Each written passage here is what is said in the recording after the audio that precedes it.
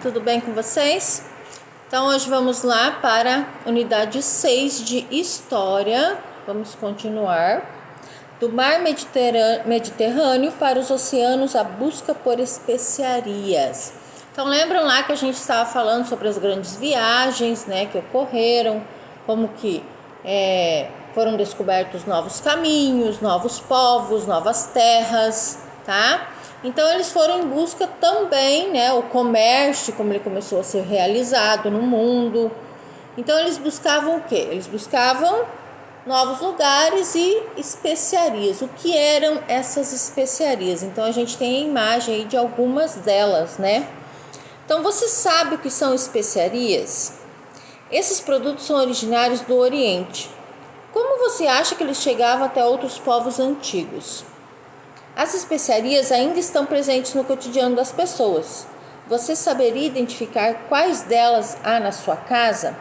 Então temos diversas aí nas imagens, tá? Tem pimenta, tem cominho, tem cravo, canela, tá? Então tudo isso são especiarias que foram levadas, tá, do Oriente, das Índias, etc., para outros lugares do mundo. Tá? Então, com as navegações, com o comércio, isso tudo começou a diversificar no mundo inteiro em lugares que não existiam. Tá? Então, vamos lá. Ideias em construção. Como era o mundo na visão dos povos antigos? Atualmente, a tecnologia nos permite realizar diversas atividades por meio de recursos que até pouco tempo nem imaginávamos. Por exemplo, utilizar mapas e imagens capturadas por satélites para conhecer diferentes partes do mundo. Então, hoje em dia eu não preciso viajar especificamente, claro que é melhor a viagem, né? Mas eu não preciso especificamente viajar para conhecer um lugar no mundo, tá? Saber onde ele fica, como acontece, né? Eu tenho imagens reais disso. Então a tecnologia nos possibilitou tudo isso que antigamente não conseguia, tá? Então isso significa que você pode visualizar diversas partes do mundo como se estivesse no próprio local, apenas com o uso de um tablet, celular ou computador. Além disso, por meio dessas tecnologias, podemos ter uma visão mais próxima da realidade de como são esses lugares. Então tem ali, né, um mapinha. Quando eu vou no Google, por exemplo, que eu quero encontrar algum lugar mesmo dentro da própria cidade, tá? Então aqui eu posso ver certinho, tá? Então atualmente diferentes recursos que utilizam mapas digitais e imagens capturadas por satélites para localizar e visualizar lugares. Então aqui a gente tem uma imagem de agora e aqui um registro cartográfico, chamado Carta Marina, publicado em 1539. Vocês estão vendo aí que tinha até monstros desenhados, né? Então, como eles imaginavam. Então, eles ainda não tinham o conhecimento que a gente tem hoje, tá? Então, no passado não era bem assim. Estamos falando de períodos da história nos quais o conhecimento acerca dos diversos lugares do mundo era baseado em relatos de viajantes, que eram em sua maioria comerciantes e atravessavam mares e extensos territórios em busca de mercadorias. Então eles eram os navegantes quem traziam a descrição, né, ou as descrições dos vários lugares por onde eles passavam. Esses relatos, além de servirem como fonte para a elaboração dos mapas da época, né, esses mapas que tem a imagem, inspiravam histórias fantásticas. Então eles criavam, né, com a imaginação, criavam os monstros, o abismo, né, que a terra era plana e daí navegava e caía no abismo, que esse lugar era cheio de monstros. Então tudo isso também era criado pela fantasia dos navegantes, tá? Como ele não tinha, né, como comprovar cientificamente isso, então, como não tinha mapas, não tinha nada disso, então eles criavam as coisas e traziam para as pessoas. Disso nasceu a crença de que a navegação pelos oceanos poderia levar a lugares misteriosos e habitados por seres muito diferentes dos humanos, como monstros marinhos, ou a de que simplesmente cairiam em abismos sem fim. Quer dizer, chegaria uma hora em que cairia num abismo. Além disso, as embarcações da época não eram meios de transporte seguros e resistentes para realizar longas viagens pelos oceanos. Levando esses fatores em consideração, navegar em águas desconhecidas era um risco muito grande. E eles só ousariam fazer se houvesse bons motivos. Então não era como hoje, né? Os navios de hoje, né? Com segurança e tal. Eram barcos, a vela, foi antes do barco a vapor ainda.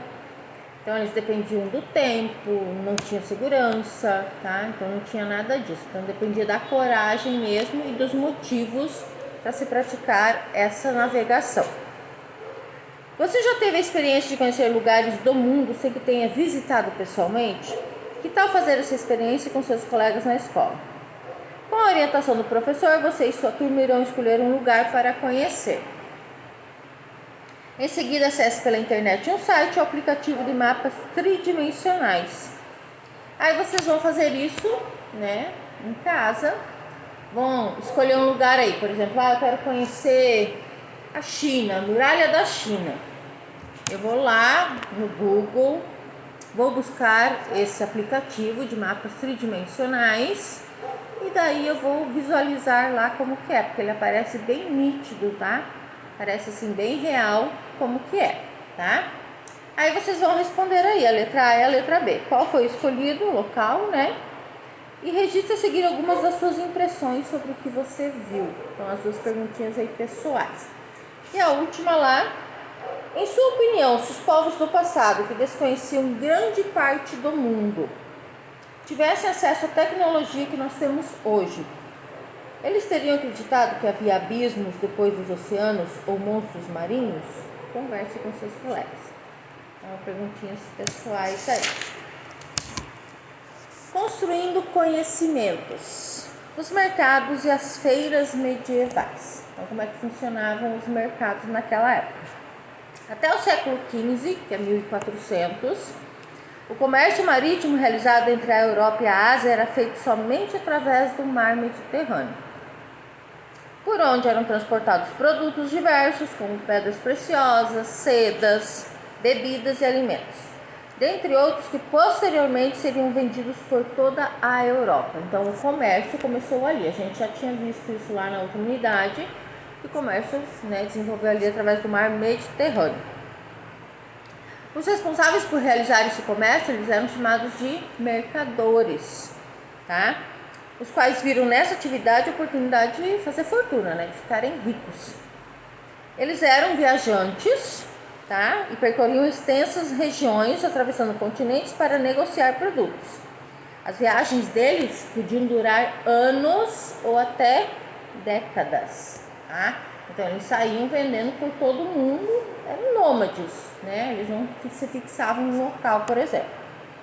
Um dos mais famosos mercadores foi Marco Polo, que em 1271, aos 17 anos, deixou a cidade de Veneza, na Itália, e junto com seu pai e tio viajou até a China a negócios. Então ele foi muito desbravador, né? Muito corajoso. Aos 17 anos ele já foi até a China para fazer negócios e ele é conhecido, né? O mais conhecido viajante foi o Marco Polo.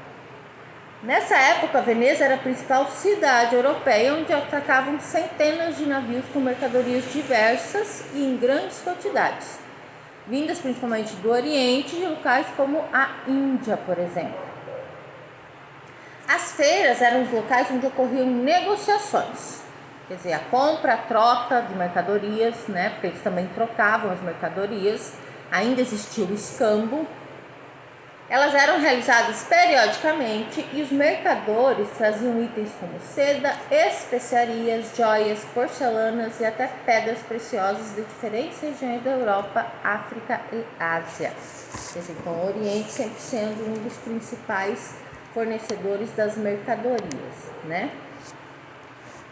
Então, ali a gente tem um retrato, né? Uma pintura, Thomas III de Saluzzo, A Feira, cerca de 1400. Então ele fez uma pintura aí retratando, né, como seria mais ou menos a feira naquela época, tá? Aí a importância das especiarias. Era um dos artigos mais cobiçados. Por quê? Porque eles não eram encontrados em qualquer lugar do mundo, tá? Então eles vinham de longe, tinham um preço muito alto, tá? Então eles eram mais cobiçados, era o que as pessoas mais queriam, tá? Então entre elas eram a canela, o açafrão, a pimenta, o gengibre, etc. A maioria delas vinha da Ásia e era utilizado para várias coisas. Preparação de remédios, de perfumes, de óleos perfumados, de aromatizantes, de chás, tá? Então elas eram utilizadas em tudo isso. As especiarias também eram utilizadas na conservação de alimentos, o que era uma grande necessidade na Europa. Então, por quê?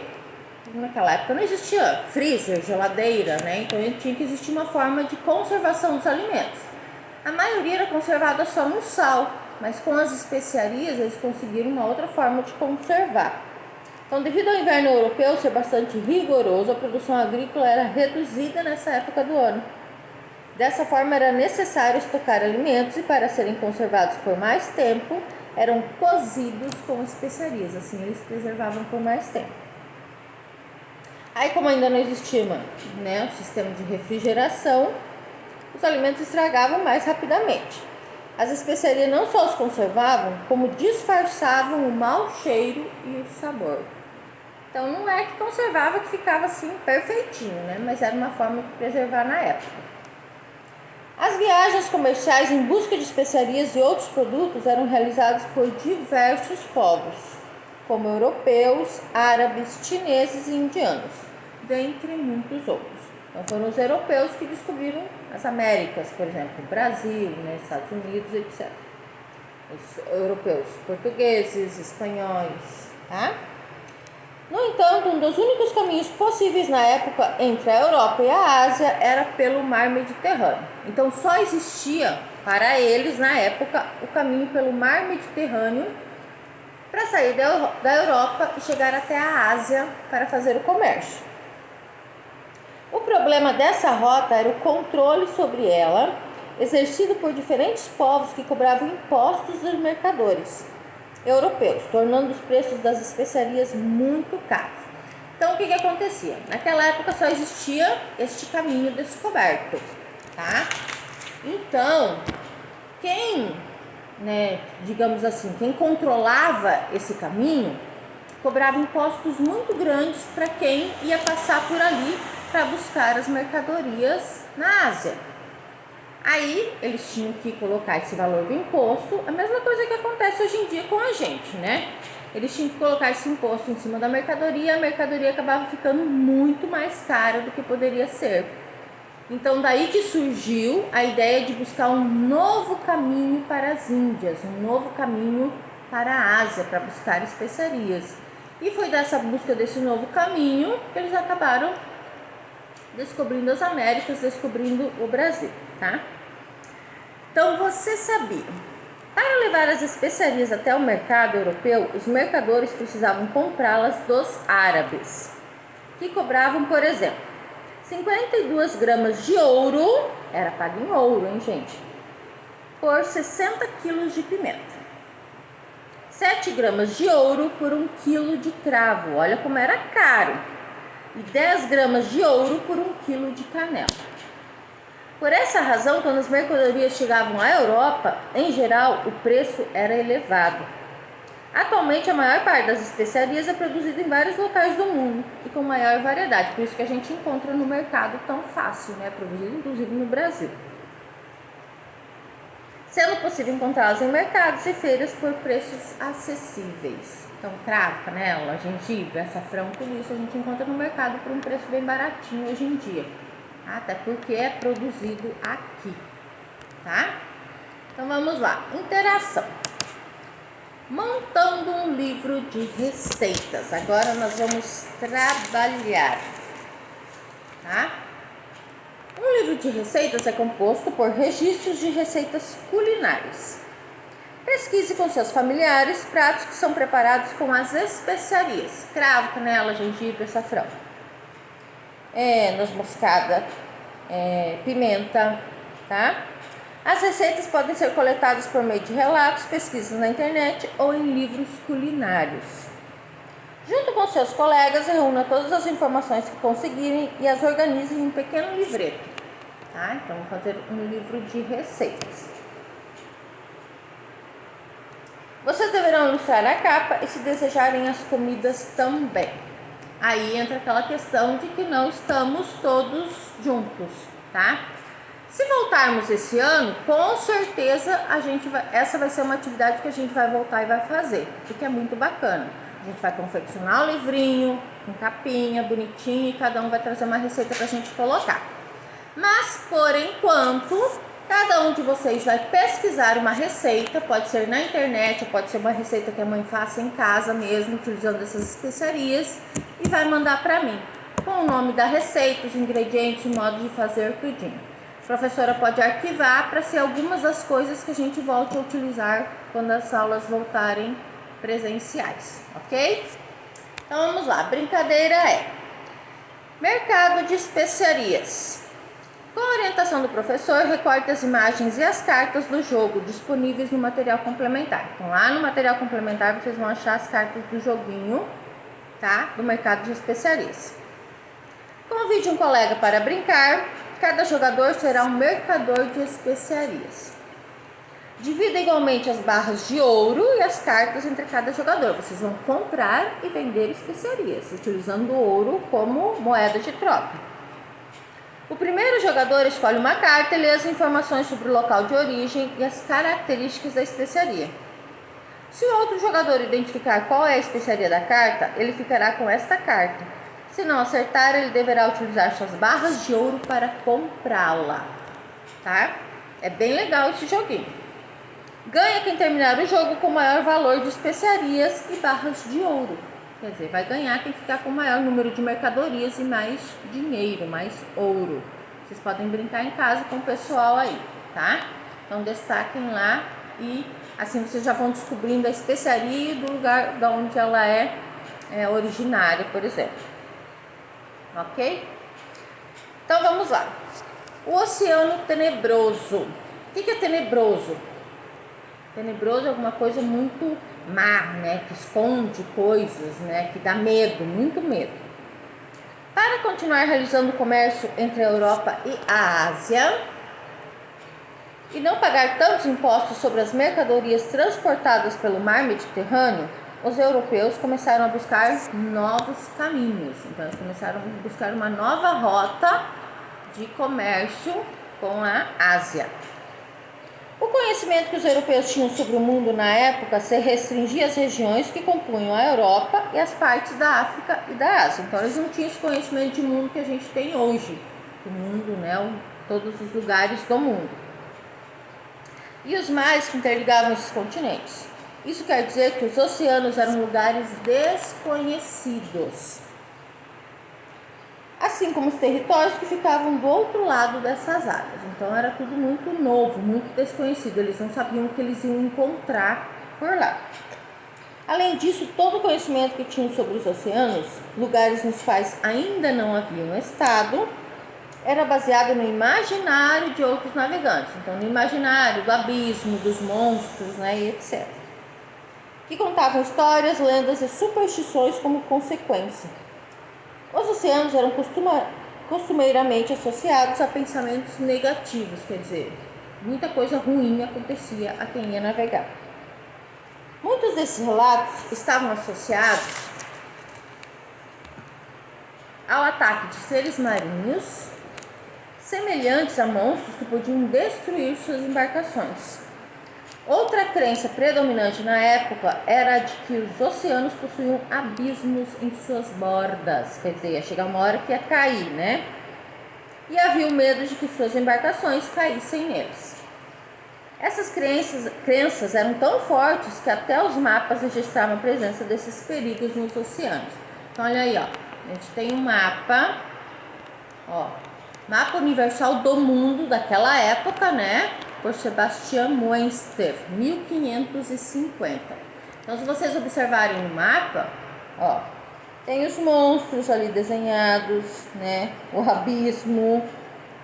Então, tudo eles colocavam ali, né? Porque eles acreditavam que realmente era isso que tinha lá no oceano. tá? Então, olha lá, você é o historiador. Os mapas antigos são registros históricos que nos ajudam a compreender não só quais conhecimentos os povos que os fizeram tinham em relação aos aspectos geográficos do mundo, como também os valores e as crenças que faziam parte da cultura da época. Faça a leitura do mapa a seguir. Então, vocês vão observar o mapa.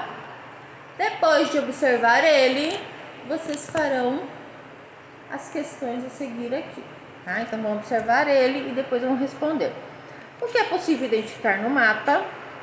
Se você fosse um navegador da época e tivesse esse mapa em mãos, como você prepararia para a sua viagem? Pinte o quadro que completa corretamente a frase a seguir. O mapa revela que os navegadores da época tinham domínio, medo em relação aos oceanos. Agora justifique sua resposta. Justificar e dizer por quê eles tinham domínio ou por que eles tinham medo dos oceanos. Tá? Então, vamos observar o mapa e responder as 3 questões que estão ali. Aí, continuando lá, as grandes navegações. Nós também já tínhamos começado, né, com esse conteúdo em sala, trabalhando história, que fomos trabalhar o descobrimento do Brasil, então, né, a gente tem que trabalhar as grandes navegações por isso.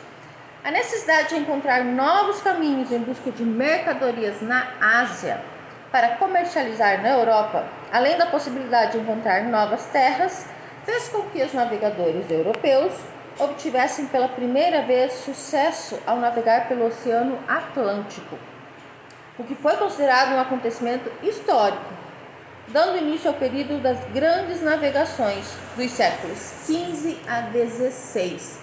Então foi ali que começaram as grandes navegações, as grandes descobertas de novas terras, né, novos caminhos que eles poderiam percorrer. O período chamado das grandes navegações foi considerado um acontecimento histórico importante, quando os europeus passaram a explorar intensamente o globo terrestre. Então mudou completamente o modo como as pessoas pensavam que era o mundo, tá? Então mudaram completamente os mapas. Então tudo que se acreditava até então, né, teve outra leitura. Tá? Então as pessoas começaram a ver que não era exatamente daquele jeito, então eles tiveram que fazer várias mudanças. Naquela época, os portugueses destacaram-se e foram os primeiros a se lançarem nessa empreitada, os portugueses. E não foi apenas porque deixaram de acreditar que nas águas dos oceanos habitavam monstros marinhos, mas, sobretudo, porque se dedicaram por bastante tempo a estudos e aperfeiçoamento de diferentes tecnologias de navegação. Conheço algumas delas. Então, os portugueses, eles não só tiveram coragem de enfrentar os medos deles, né, para fazer as navegações, como também eles estudaram muito para isso. E eles aperfeiçoaram alguns equipamentos que já eram utilizados, né? A bússola, tá? O astrolábio e a caravela. Então, o que eles fizeram?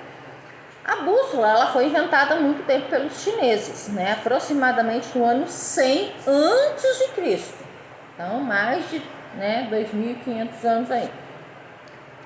Mas só começou a ser usada pelos navegadores europeus a partir do ano 1200. Esse instrumento possui uma agulha com imã que sempre aponta para o norte, independente da sua posição. Então, era uma forma de se guiar, né?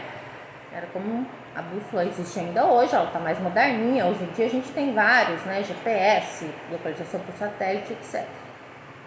O astrolábio é um instrumento de origem árabe que permite saber a localização por meio da medição da altura de uma estrela ou do Sol, posicionado acima do horizonte. Então, isso daí também é um outro, né, instrumento de navegação para se guiar, né?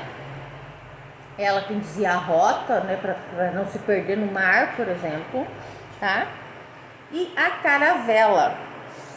A caravela é um tipo de embarcação com velas triangulares que permitiam manobras em alto mar e velas quadradas que eram impulsionadas pelo vento. Essa característica era essencial para navegar pelos oceanos e enfrentar as tão temidas tempestades. Então eles criaram, né, aperfeiçoaram o barco, virou a caravela, tá? Para ela se tornar, de certa forma, mais rápida e mais segura. Mais rápida para terminar a viagem ali, que às vezes durava meses, tá? E mais segura também, tá? Então vamos lá. Família e escola. Para os navegadores não se perderem em alto mar, eles utilizavam tecnologias de navegação, como a bússola, o astrolábio e o quadrante. E você, quando viaja com sua família de carro para um lugar novo, utiliza algum tipo de tecnologia para não se perder no caminho? Converse com o adulto de sua família e registre a resposta a seguir. Aí no Quer Saber Mais, sempre vem, né, a dica de livro, filme, música. A dica do livro Marco Polo e sua viagem maravilhosa à China, para crianças e jovens. Então vocês podem pesquisar aí na internet para descobrir sobre o que trata esse livro, ok?